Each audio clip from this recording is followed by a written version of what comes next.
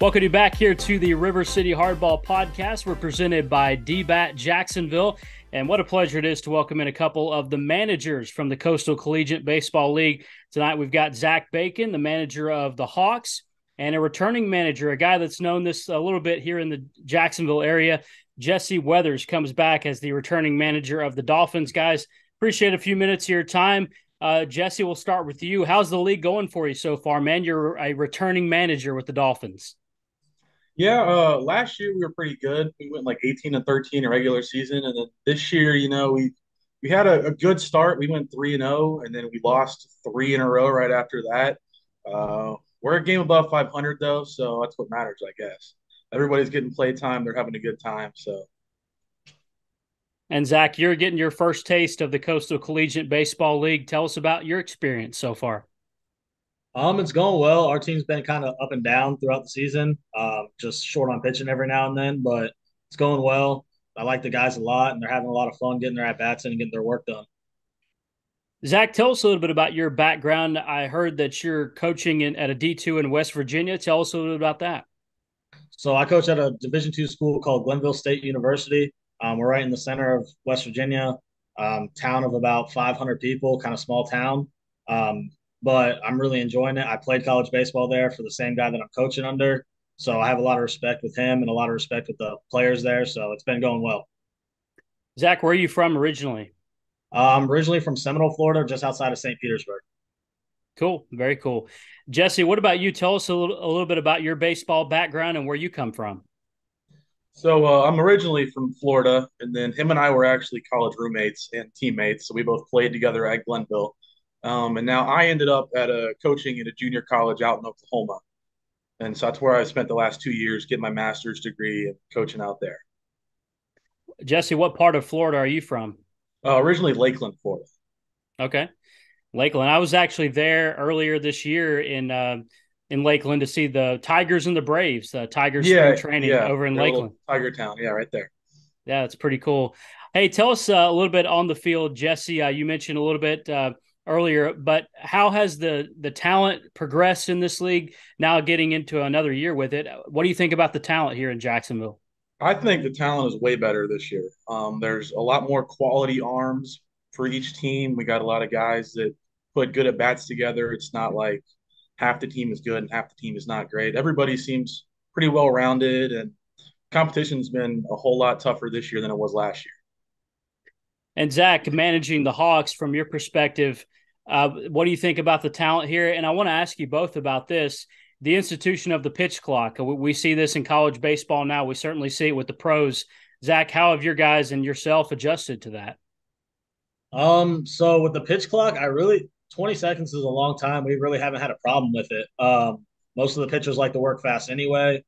Me personally, I think it's more to keep the hitters in the box, and let the pitchers work fast because they've been taught their whole lives to get on the ball, get in a rhythm, and go. So I don't think it really affects the game that much.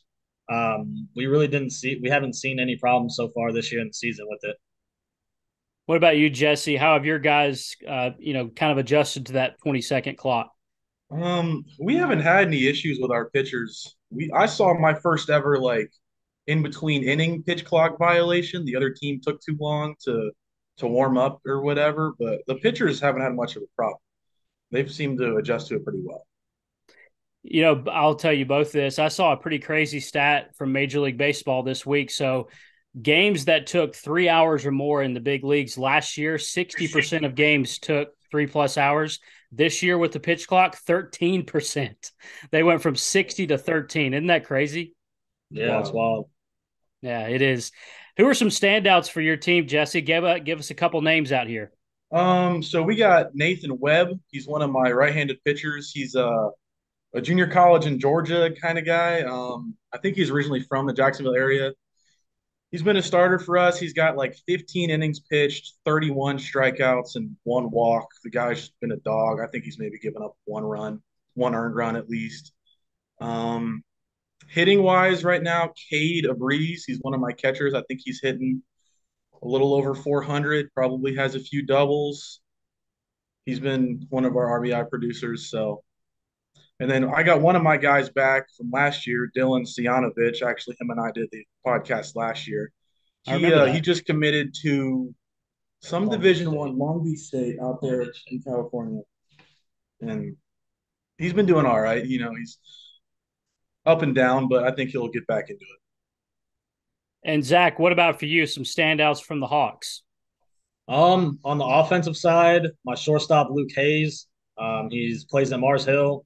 He's been playing a great shortstop. I think he's made like one or two errors and some tough balls, but he's hitting about 300 for us. I have him hitting the top of the order most of the time. On the mound, I got a couple guys. One from Rollins, Owen Wilfong. He's been throwing it well, and then Will Studebaker has been throwing it well for me too. That's cool. You mentioned Mars Hill. I know of several guys that played college ball there in North Carolina, up there Yep. in Mars Hill. So good stuff. Hey, I want to ask you both this. Jesse, I'll start with you. A lot of guys that I talk to from the CCBL, they try to experiment on things they might not normally do. From a manager standpoint, is that anything that you guys try to do? Do you experiment with things that you might not normally?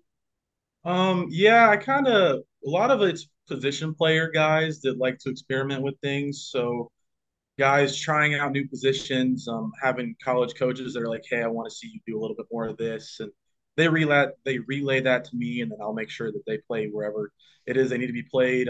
We've had a kid who was a switch hitter in high school, and he's trying to kind of get back into it. I have one player who hasn't played baseball in over 2 years, and he's doing a great job kind of readjusting to it. He's just out here having fun.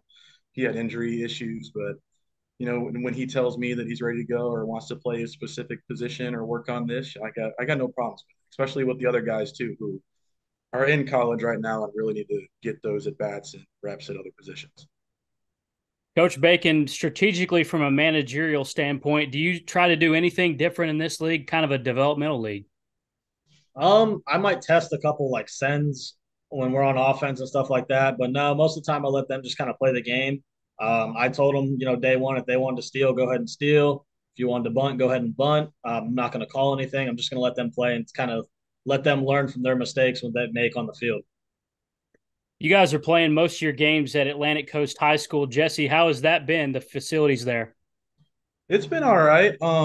We've had a lot of rain the last few days, so it's Yeah. kind of wet out there, but it looks a whole lot better than it did last year. That's for sure. Last year it was just okay, but this year, they really kind of stepped up, and Chris does a great job, and Fran out there taking care of it, and all the interns and everybody. So it's holding up nicely, and I'm assuming with all this rain, it's going to look really nice here in the next few days too. So Only so much you can do with the rain, that's for sure. yeah. Hey, Zach, how does fields and conditions in Florida compare to what you deal with in West Virginia? How different is that? So in West Virginia, we're kind of blessed. We have a full turf baseball facility, so we don't really have to deal with much of the field maintenance and bad facilities. But just looking at some of the different high school fields around in West Virginia, Florida baseball fields are just so much nicer. They're easier to keep up with, and there's also they get to play on it all year round down here, so they maintain it all year instead of West Virginia where they're just maintaining it 4 or 5 months out of the year. Well, good stuff. Zach Bacon, manager of the Hawks, and Jesse Weathers returning as the manager of the Dolphins. Appreciate a few minutes of your time, guys, and glad you're part of the CCBL. Thanks for the time tonight. Thank you. Thank you.